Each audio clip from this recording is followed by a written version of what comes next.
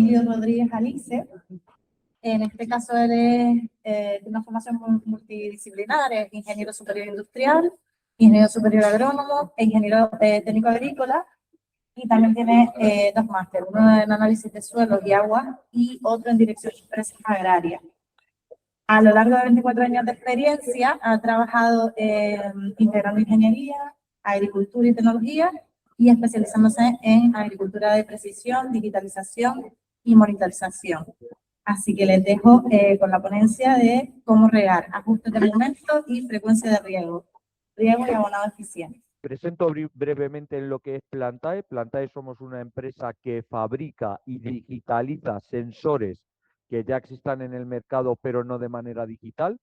Y tenemos tanto sensores para el suelo como para medir valores ambientales.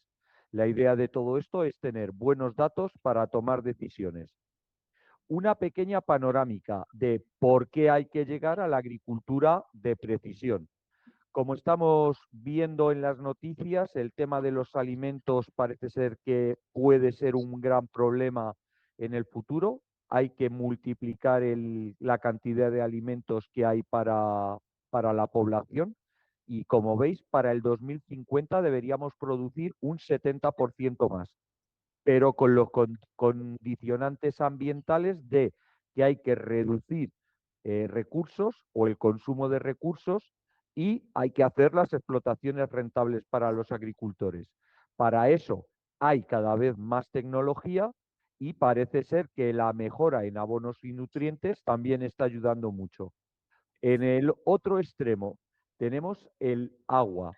Como veis, en Europa solo el 24% del agua total que hay en Europa se destina a la agricultura, pero en España en conjunto utilizamos más del 80% para la agricultura, teniendo muy poquito control en el uso que se hace de ese agua. Sé que en Canarias no llegáis a esos valores del 80%, estamos en valores del 60%, pero hay una presión muy grande por parte del ocio y el consumo en los hogares. Y la tercera pata de toda esta visión global es la degradación que está teniendo el suelo. Esto se está poniendo sobre la mesa y por eso están apareciendo el tema de estimulantes para el suelo o bioinsumos. Es decir, estamos atendiendo a la parte biológica. Como veis, muchos de los análisis que se hacen en el mundo agrario ya muestran valores de materia orgánica muy bajos. Esto es algo que hay que controlar, porque si el suelo pierde su vida microbiológica, probablemente se hagan menos productivos. Por lo tanto, cuando seamos capaces de mejorar la producción, reduciendo costes y optimizando, usemos mejor el agua y tengamos mejor los suelos, habremos conseguido lo que pretende la agricultura de precisión. Avanzamos a la siguiente. Aquí, perdonadme, que tenemos el suelo. Sé que habéis tenido dos ponencias del suelo, con lo cual voy a ser muy breve, pero no quería dejar de pasar nuestra sensación. Lo que nos estamos encontrando es que el paradigma de siempre se ha hecho así pesa mucho todavía en el campo. Creemos que con coger el suelo en la mano ya sabemos si es pesado, ligero, si es ácido, si no lo es, y nos fiamos todo a nuestro ojo. Cierto es que cada persona en su casa conoce su tierra con mucha exactitud, pero nuestro ojo no ve, nuestro ojo cree que sabe y nos está dando una información que, como no analicemos correctamente, es donde se nos está yendo el coste y donde estamos incurriendo en un consumo descontrolado de recursos. ¿Qué más tenemos en el mundo del suelo? En el mundo del suelo tenemos que saber, nuestra idea es, tenemos que poder decidir y dar una buena indicación de cuándo debo regar y cuánto debo regar. Esto es algo que estamos confundiendo en la actualidad, porque el cuánto nos lo están dando en parámetros de evapotranspiración. Hay unos avisos de boletines que hoy se han evapotranspirado 5 litros por metro cuadrado, y con ese dato ya quieren que nosotros reguemos. Esto no se puede hacer solo así, porque no a todos los suelos les cabe la misma cantidad de agua o no se las podemos echar en el mismo momento. Es decir, necesitamos conocer nuestro suelo para tener esos datos de cuánta agua le cabe y cuándo se le ha agotado o cuándo se ha rellenado. Entiendo que en las ponencias que os han dado anteriormente habréis hablado bien del tema de capacidad de campo y de punto de marchitez. Con las sondas lo que vamos a poder tener muy bien parametrizado es ese límite, saber cuándo alcanzamos la capacidad de campo y nosotros no trabajamos nunca con punto de marchitez porque no tiene mucho sentido dejar que el cultivo consuma tanta agua como para que cuando lleguemos al mínimo se nos seque el cultivo. Entonces nosotros trabajamos con un nivel de agotamiento que llamamos permitido o técnico. Esto ya en función de cada casa o en función de cada técnico se va pactando ese nivel de agotamiento. Avancemos para llegar al homollar. Aquí tenemos esta pequeña diapositiva de recordatorio en la que tenemos la capacidad de campo. Sería el punto de equilibrio, es el punto en el que tenemos agua y oxígeno de manera ideal para las raíces. La saturación sería el punto en el que la mayoría de los poros están llenos de agua, no hay oxígeno, y ahora cuando pasemos a las gráficas de interpretación entenderéis por qué hago referencia a poros llenos de agua y falta de oxígeno, y el punto de marchitez sería que no hay agua disponible para la planta. Y ahí llegaríamos a la muerte por marchitez de la planta. Nosotros ahora mismo no lo vamos a manejar porque vamos a estar trabajando en el nivel de agotamiento que permitimos al consumo de agua por parte de la planta para que como mucho sufra algo de estrés, pero no marchitez. De todo lo que he dicho hasta ahora, ¿hay alguna duda, alguna aclaración que tengamos que hacer?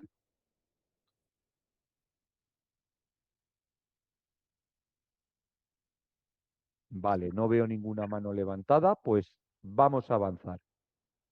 Así que llegamos a ¿qué medimos? ¿En qué sirve la medición? He sido muy directo, puesto que no teníamos mucho tiempo, y lo que he hecho es, esto es un cliente de la zona en la que vosotros estáis, con sondas a dos niveles. Como veis, hay una sonda en color azul clarito que mide humedad a 20 centímetros y una sonda en color naranja que mide humedad a 30 centímetros. ¿Qué estamos viendo en esta gráfica? Estamos viendo esta línea superior discontinua en color rojizo en torno al 24% de humedad. Nosotros utilizamos siempre una escala gravimétrica. Esto sale de un análisis del suelo o de análisis que ya tiene el cliente y significa lo siguiente. Voy a ser muy breve, pero creo que puedo explicar bien el concepto. En el laboratorio se coge la muestra de suelo y ese suelo se seca en una estufa y lo seco hasta que lo dejo sin nada de agua. Es decir, lo dejaría seco al 0%, sin nada de agua. Y ese suelo seco yo peso 1 kilo. Y ese kilo de suelo completamente seco lo saturo de agua. Es decir, le pongo todo el agua que es capaz de acumular. Esto se consigue en un recipiente poroso en el que yo aplico 2 litros de agua a ese kilo, 3 litros de agua. Aplico una cantidad muy grande y dejo que durante 12 horas drene la que no es capaz de sostener y peso ese suelo con el agua que es capaz de sostener. En este caso, esta finca tiene un suelo que es capaz de tener retenido el 24% de su peso. Es decir, 1 kilo de suelo seco fue capaz de acumular 240 gramos de agua. Por eso es el 24%. Esto en realidad es un convenio. Una vez que tú entiendes que yo he sido capaz de calcular cuál es el límite de acumulación de tu suelo, tú ya entiendes que yo he colocado el límite de una manera científica.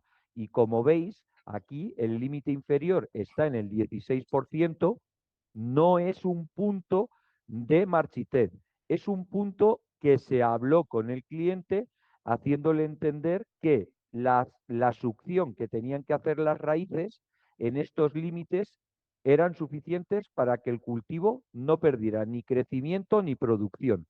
¿Y qué estamos viendo? Como veis, febrero estuvo muy mantenido, pero a partir del 16 de marzo empezamos a tener extracciones en la zona, os lo marco aquí en el panel, como veis, hubo extracciones muy potentes en la zona profunda. Como veis, hemos superado el umbral que habíamos marcado, pero como os he dicho, que es un umbral técnico, el cliente no lo vio incómodo el cultivo y siguió apurando el riego. Pero para él llegó luego la etapa más adelantada ya del 13, 15 de abril y empezó a regar. Y fijaos lo que hizo el cultivo ya todo ese tiempo. ¿Veis que empezó a subir tanto en 30 como en 20? ¿Veis lo que estaba ocurriendo en la zona de 20 centímetros que se pegó a la línea superior?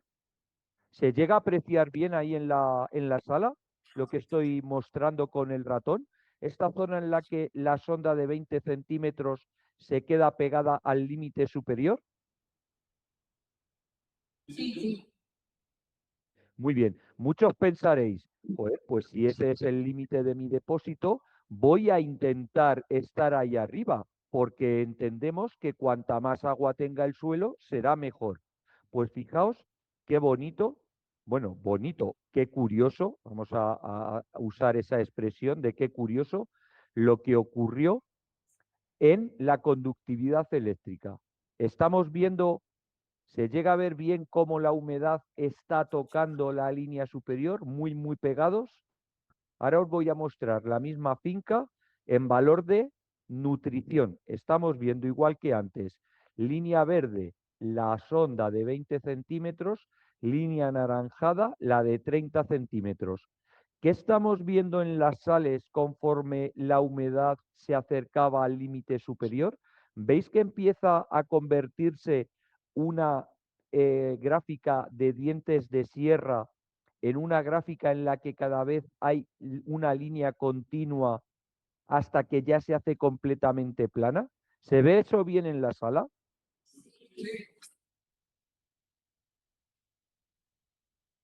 Perdonad, que se me ha ido la diapositiva. Lo que quería era esto. ¿Veis que conforme la gráfica asciende en humedad y acaba situándose sobre la línea de saturación, lo que hace la conductividad eléctrica es llegar a aplanarse, a mostrarnos un bloqueo?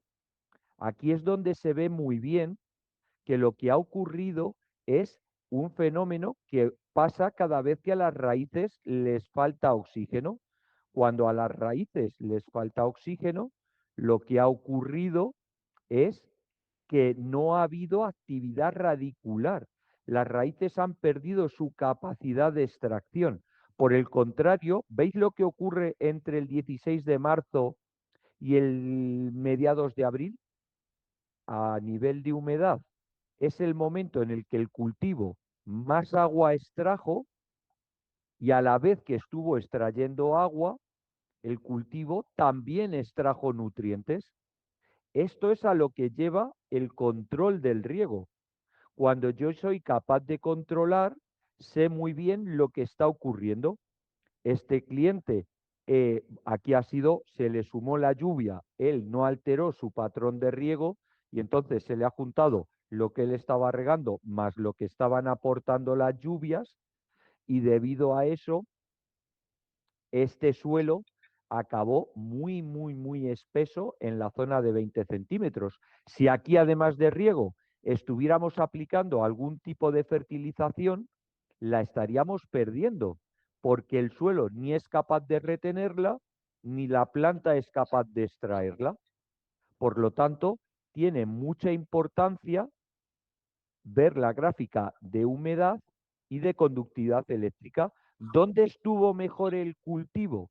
Como vemos, estuvo mejor cuando la humedad estuvo en la zona media. No teníamos ni saturación en 30, ni teníamos hiperregado la zona de 20. Y como veis, es el momento en el que tanto en 20 como en 30 centímetros el cultivo estuvo más cómodo. Voy a pasar a otro ejemplo antes de seguir avanzando en otros parámetros de medición. Este es otro ejemplo de un cultivo de un cliente que pasó de hacer un riego según su criterio a dejar que la humedad bajara guiado por nuestros consejos y luego ha estado regando siguiendo lo que marca la sonda. Como veis, empezó haciendo unos riegos que no reponían toda el agua consumida hasta que a partir del 13 de abril él ya lleva una mecánica de mantenimiento. Como veis, en este cultivo, que es el mismo que el anterior, aunque es otra tierra, parece ser que la mitad de abril, de mitad de abril a últimos de abril, hubo bastante extracción por parte del cultivo, porque aquí hay un riego el 21 o el 22 de abril de recarga. ¿Veis que es un riego que es más largo que los anteriores? Esto es un riego de recarga porque ya llevábamos varios días muy pegados a la línea inferior y vamos con control, totalmente con control. ¿Qué creéis que pasará aquí a nivel de sales? Pues vamos a verlo. ¿Qué ocurría aquí? ¿Qué pasaba con las sales? ¿Veis? Bloqueo de sales. No había extracción cuando la humedad estaba muy alta, fuera de rango, y sin embargo, una vez que llegó a abril, que fuimos capaces de perder humedad, ¿qué ocurre? Que empieza a forzarse también la extracción de nutrientes. Esto es muy importante porque estamos facilitando que la planta acumule nutrición en un suelo que ya empieza a mostrar, veis que aquí hay una línea discontinua también, esa línea discontinua lo que nos muestra es, esto era un cultivo de cebolla, la cebolla empieza a perder calidad y kilos de producción por hectárea cuando supera un determinado nivel de sales en el suelo. Entonces, si nosotros mismos provocamos acumulación de sales, nos estamos limitando la producción por dos vías. Nos la estamos provocando la reducción por las raíces no están activas en todo el perfil y además estamos provocando que no aproveche todas las sales que tiene el suelo. Este suelo ahora está consumiendo reservas que tiene el suelo. Nosotros al gastar menos agua probablemente gastemos menos fertilización al final del ciclo. Esta parte es muy importante porque no solo tenemos que entender que la reducción y la optimización es por gastar menos de un insumo, sino todo lo que lleva asociado. Esto le pondremos números en la siguiente conferencia que la da mi compañero Jonathan. Vuelvo a hacer la misma pregunta. ¿Hay alguna pregunta en la sala de lo que he comentado hasta ahora o sigo avanzando?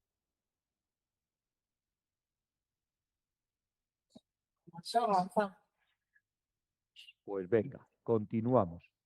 Una vez que hemos visto medición de humedad y conductividad eléctrica, es decir, sales del suelo, ¿qué pasamos a? Aquí os estoy mostrando datos asociados y tenemos datos de humedad a 20 y 30 más datos de un pluviómetro. Entonces, lo que estamos viendo es picos de humectación por riego, humectaciones por lluvia. Podemos ver que en este suelo tenemos que llegar a acumular lluvias de 9 y 7, más de 7 litros por metro cuadrado para que la lluvia provoque una humectación grande. ¿Veis aquí? Dos lluvias que hubo de 7 y 9 se juntaron 16 litros seguidos. Esto es casi en 2 horas. ¿Veis cómo sube bastante la humedad en 20? Mientras que estas pequeñas lluvias de 3, 4 litros no provocaron nada más que una subida paulatina, incluso a 40 apenas se notaron. Luego se ven muy bien dos riegos. ¿Y aquí qué ocurre? Que como la lluvia sucedió justo después de un riego, ahí sí que tuvo efecto. Lo que vamos es entendiendo cómo responde nuestro suelo a efectos de pluviometría, podría ser viento. Es decir, vamos poniendo en contexto, porque esto nos pasa mucho de un cliente de, oye, pues es que han caído 12 litros y la sonda no ha dicho nada.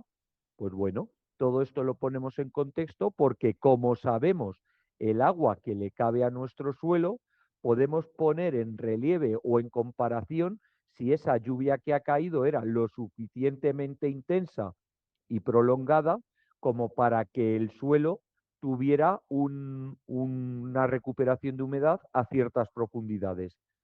Lo mismo que tenemos comparaciones con datos de pluviometría, los podríamos asociar a otros parámetros ambientales, como es este siguiente ejemplo. Este es el valor de DPV, es las siglas de déficit de presión de vapor.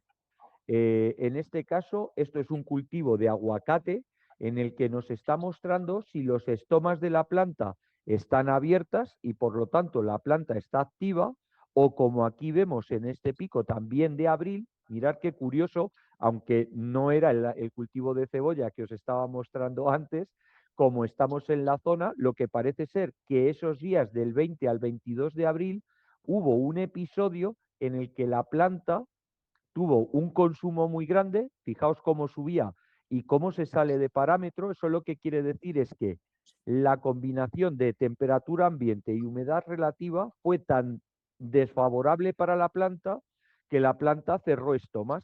Esto ocurre mucho y sirve para no regar cuando nosotros creemos que hace mucho calor y debemos ayudar a la planta. La planta sabe defenderse sola. Lo que hay que ver es si cuando la planta vuelve a estar lo suficientemente cómoda, hay humedad para que la planta la aprovechase. Como veis, en vuestra tierra habéis tenido todo marzo y hasta mayo para el cultivo del aguacate ha sido una climatología idónea, porque no ha habido, salvo 2 días, nada que haya impedido al cultivo estar completamente activo. Este es otro valor que es diferido entre temperatura y humedad relativa. Y se podría superponer con el de humedad, se podría superponer con la pluviometría, podríamos hacer cualquier tipo de medición y de comparación. Voy a llegar al último dato que os quería mostrar. En este caso, estos son horas de humectación de hoja y lo que significa es números de hora que ha habido en un día con la hoja mojada. Este es el mismo ejemplo. Esto es el aguacate. Como veis, el día 20 de abril hubo muy poquitas horas de humectación. Eso probablemente es porque hubo unas condiciones de humedad relativa muy bajas y por eso no se acumularon días de humectación de hoja. Esto en cultivos como la cebolla es sumamente interesante porque en función de los días con humectación de hoja se pueden sacar por procesos o ventanas de infección de algún hongo para ese cultivo. Lo mismo que para la cebolla, para multitud de cultivos. Vuelve a ser una información de si descubro ventanas de posible infección, yo podré hacer tratamientos preventivos antes que curativos, porque cuando tengo que hacer un tratamiento curativo, ya ha habido daño en la planta, mientras que si trabajo con preventivos, pues esto no es así. Siempre es mejor prevenir que curar. Y yo con esto acabo la presentación. Creo que está Adrián Moreno en la sala, que es nuestro delegado de ventas, por si a nivel comercial, si hubiera despertado interés, que él os lo pueda responder. Y yo ahora lo que propongo es, si hay algún tipo de pregunta, que dejo unos minutos para que yo las pueda responder, si es que se han generado dudas. Si no es así, pues le damos paso a mi compañero Jonathan.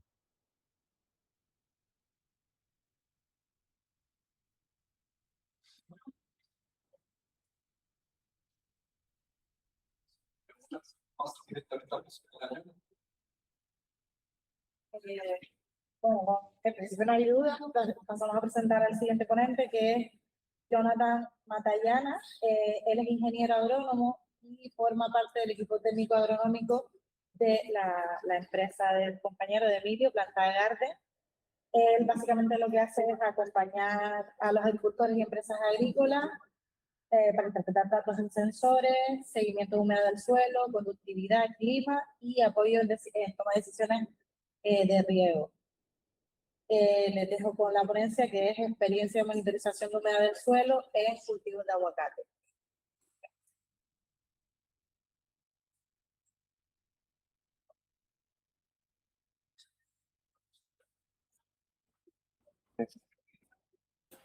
Hola, buenas tardes. Si pueden ampliar la presentación. Ahí, del tema de la presentación. Ah, antes había como para... Ahí, En las dos flechitas. ¿Hola? Sí, sí, puedes entrar perfectamente ya. Ok, ¿me escuchan bien? Sí, sí, la escuchamos bien. correcto. Vale, genial. Buenas tardes. Como ya me presentaron, mi nombre es Jonathan.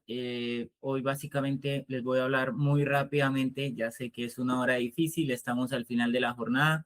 Voy a tratar de ser muy breve y pues antes que esto sea una ponencia, si tienen alguna duda durante la presentación, sería mucho más ameno poder generar como una charla que sea más interactivo que solo transmitiendo el mensaje. Básicamente, nosotros nos dedicamos a mejorar la rentabilidad también de los cultivos. No es solo tomar datos, porque una de las cosas que más hacemos énfasis es que los datos sin decisiones siguen siendo solo datos. Cada vez estamos más llenos de datos todo el tiempo, pero si esos datos no los logramos convertir en una decisión que nos lleve a ahorrar tiempo, a ahorrar dinero o a ahorrar cualquier recurso que nos permita ser más eficientes en la agricultura, pues realmente no vale tener ningún tipo de dato. Es lo mismo si yo tengo el sensor, pero no lo estoy utilizando para realmente tomar una decisión de riego, pues es mejor no tenerlo porque me está generando un costo adicional. Pero si esos costos que yo estoy invirtiendo realmente les estoy sacando el retorno con decisiones, pues es ahí donde realmente estamos haciendo un trabajo más efectivo. Les voy a mostrar un par de casos reales donde nosotros hemos simplemente acompañado al agricultor en cuanto a las decisiones de riego. ¿Qué pasa, por ejemplo, en este primer ejemplo? Como lo mostraba mi compañero Emilio, nosotros tenemos un medidor de caudal, tiempo, volumen de agua que se está aplicando sobre la goma del riego. ¿Cuánto tiempo empieza a arreglar el agricultor? Empezamos con riegos de 2 horas y media, con 827 litros, más o menos estamos aplicando 57 litros por árbol. Como pueden ver en la línea superior azul, es la humedad en 20 centímetros y la línea morada o negra, no sé cómo se logre ver dentro de la presentación, cómo se mueve la humedad en 40 centímetros. Entonces tenemos un perfil de suelo que drena muy bien el agua, genera buenos drenajes, tenemos buena aireación. Sin embargo, estamos haciendo una aplicación de riego deficiente o no, pues ya vamos a verlo a medida que avanza el tiempo. El agricultor hace un riego de prueba, riega el doble de lo que viene regando, riega casi 2.000 litros. Y como pueden ver en la presentación, en la parte del 24 de agosto, está el riego, se representa, pero al final eso no mueve la humedad no mueve la humedad en 20 ni en 40, es decir, que estamos regando prácticamente sobre el límite. El suelo tiene, como decía mi compañero, y como lo pudieron ver en representaciones anteriores, el suelo tiene una capacidad máxima de retención de agua.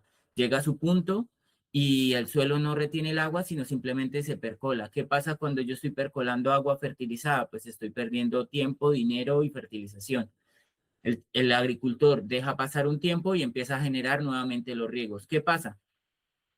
Que decide regar media hora menos. Nosotros siempre vamos a menos. Cada vez que se pueda vamos a generar impactos pequeños, que el agricultor vaya tomando las decisiones por sí mismo. Nosotros vamos mostrando los datos y en función de los datos es que se toman las decisiones. Entonces, el agricultor empieza a regar media hora menos, 700 litros.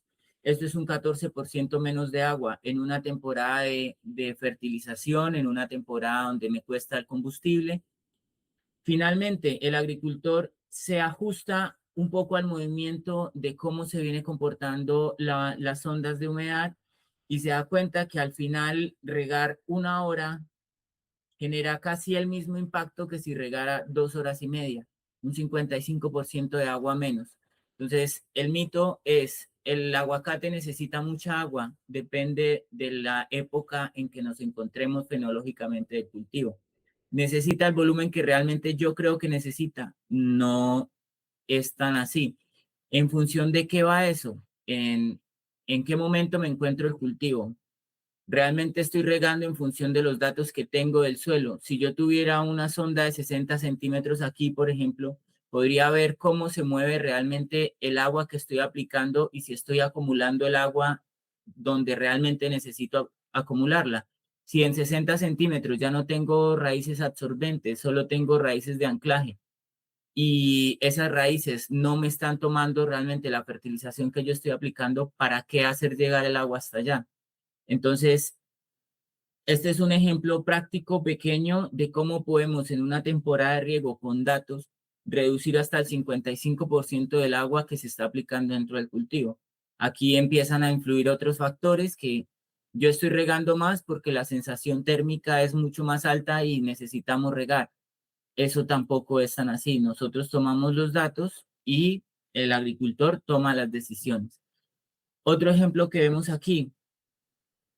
Empezamos con riegos de 4 horas, de casi 5 horas, con 2.000 litros en cada riego, en este sector de riego que estamos monitorizando. Como se puede ver en la línea azul, cómo se mueve la humedad en 20 centímetros y en cada riego cómo estamos humectando en 40. Al final, el agricultor riega 3 horas, reduce el riego en casi el 58% y mantenemos la humedad en un rango que realmente el árbol permita esa aireación, se permite esa aireación en el suelo.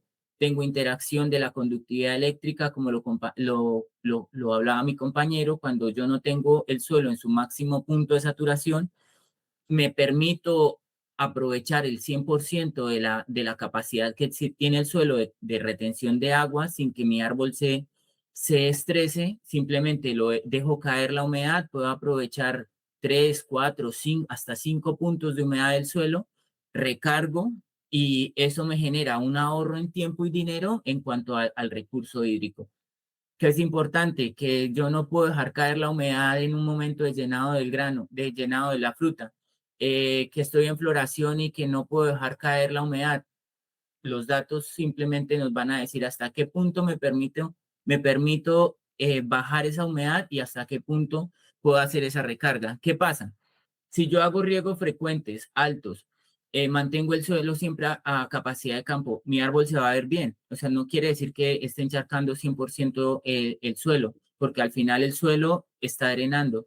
Pero si en un momento dado estoy desarrollando todo mi sistema radicular en los primeros 20 centímetros de la planta. Pero si en un momento dado tengo un problema de agua y no puedo regar o pasó algo con mi sistema y simplemente el suelo se empieza a secar, los primeros 20 centímetros del suelo con un aumento de temperatura, si no tengo una materia orgánica adecuada, se van a morir mis raíces absorbentes y mi árbol va a tener un problema de estrés porque yo acostumbré a mi árbol a que siempre se desarrollaran los primeros 20 centímetros del suelo. Entonces no le estoy permitiendo a mi árbol tampoco que entre en una fase exploratoria entre 20, 30, 40 centímetros que logro tener raíces que me tomen los nutrientes y estoy teniendo un problema porque al final en cualquier momento de estrés voy a generar un problema en el cultivo y lo voy a ver en corto plazo. Entonces, podemos ver cómo de una fecha desde agosto a octubre logramos reducir desde 2.000 litros a 900 litros y eso es un 58% de ahorro de agua. Y esto pues no es solo agua, estamos hablando de agua fertilizada, de tiempo, como les he venido diciendo, esto es tiempo, esto es dinero en combustible, estoy lavando nutrientes, tengo una menor aireación radicular, entonces también estoy generando una mejor interacción en el sistema radicular de mi cultivo.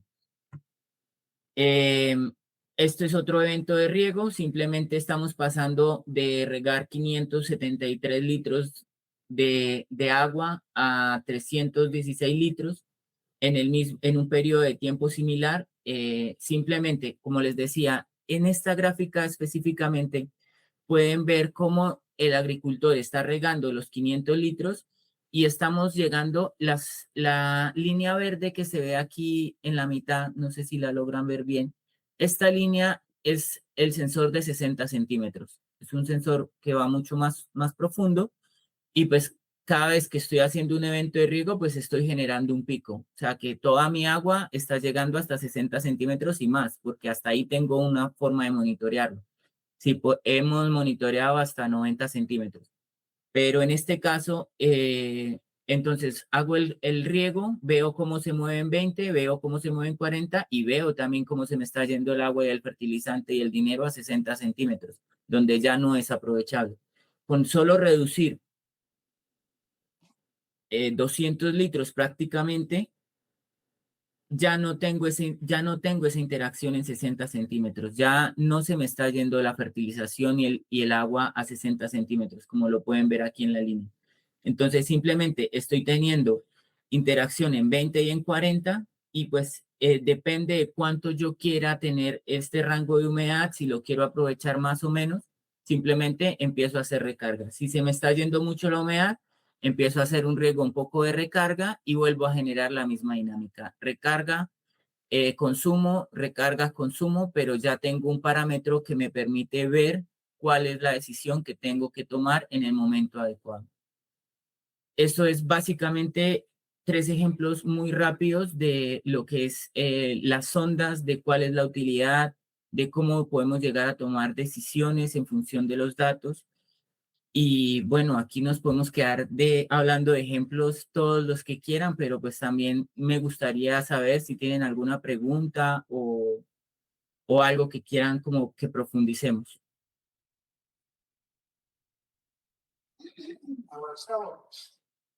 Vale. Esto es un caso en olivar específicamente, son 2 estrategias de riego diferentes. El cliente 1 en la mano izquierda y el cliente 2 en la mano derecha. Entonces, aquí vemos cómo el cliente empieza a hacer riegos mucho más altos al principio, se da cuenta del uso de las ondas y empieza a reducir los riegos y a aumentar las frecuencias. Mantiene la humedad y mantiene la humedad que no se vaya a más de 60 centímetros, mantiene la interacción en 20 y 40 y cada vez se da cuenta que puede permitirse espaciar más los riegos. A medida que el cultivo avanza, pues él va espaciando más los riegos y hace los riegos de recarga y los riegos de mantenimiento.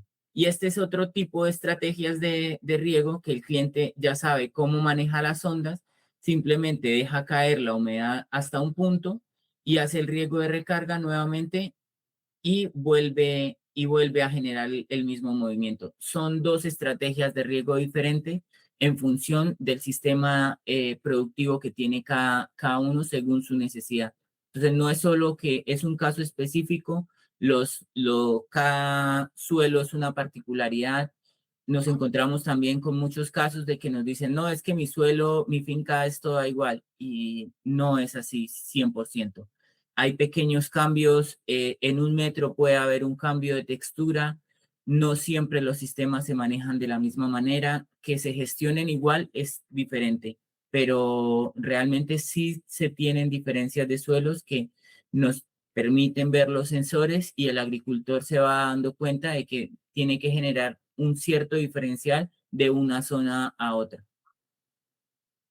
Luego tenemos, esto es en hortícola.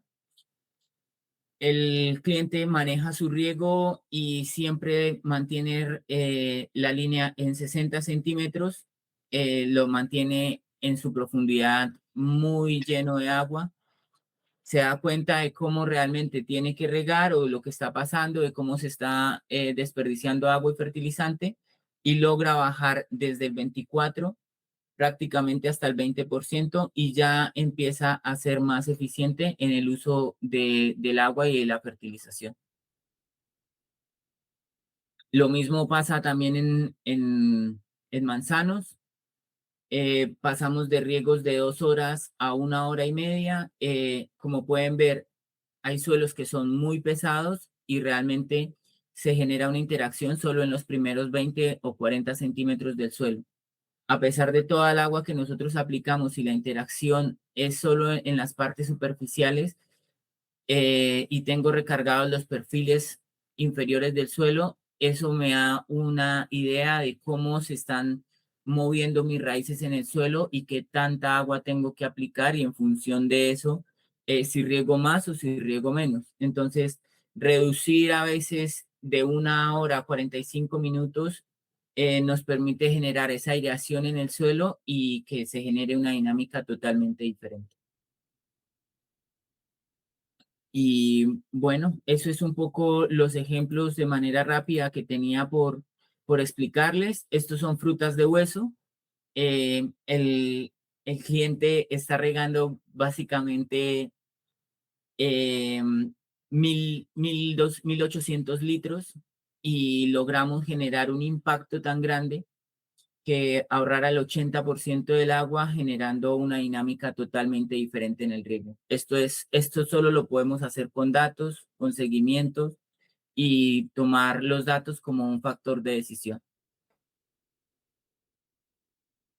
Eso es de manera muy rápida lo que tenía por decirles. Lo que nosotros logramos hacer es generar reuniones cada semana, cada 15 días, hasta que el agricultor logre entender cómo funciona su suelo, cómo funciona la dinámica de su cultivo. Cada caso es totalmente diferente. No siempre el objetivo es ahorrar agua. A veces es ser más eficiente con los momentos del riego que lo que se debe ser. Cambiar las frecuencias, cambiar las horas, depende de la necesidad de cada cliente, depende de la necesidad de cada cultivo.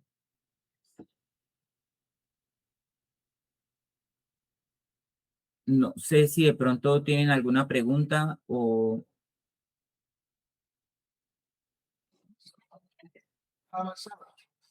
yo creo hasta aquí sería la presentación. No quiero quitarles mucho más tiempo. Sé que es una hora difícil y quería ser un poco breve para poder explicarles esto de una manera sencilla y rápida.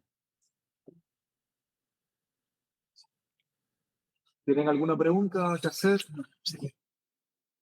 Bien, pues si no hay preguntas, agradecemos la intervención de los dos ponentes de representación de la empresa Plantae. Y bueno, vamos a dar por finalizar, que yo creo que la tarde ha sido bastante intensa, han sido 6 ponencias y yo creo que ha sido todo un éxito porque sobre todo hemos logrado ser puntuales en cada una de ellas. Ha habido pequeños excesos de 3, 4, 5 minutos, pero yo creo que hemos cumplido perfectamente el programa. Oye, pues muchísimas gracias y me imagino que los agricultores, sobre todo la parte representativa del cultivo de la cebolla tradicional de Gala, pues yo creo que le van a sacar muchísimo provecho a esos instrumentos que han puesto en cada uno de estos cultivos. Bueno, muchísimas gracias. Bueno, Jonathan y Emilio, muchísimas gracias.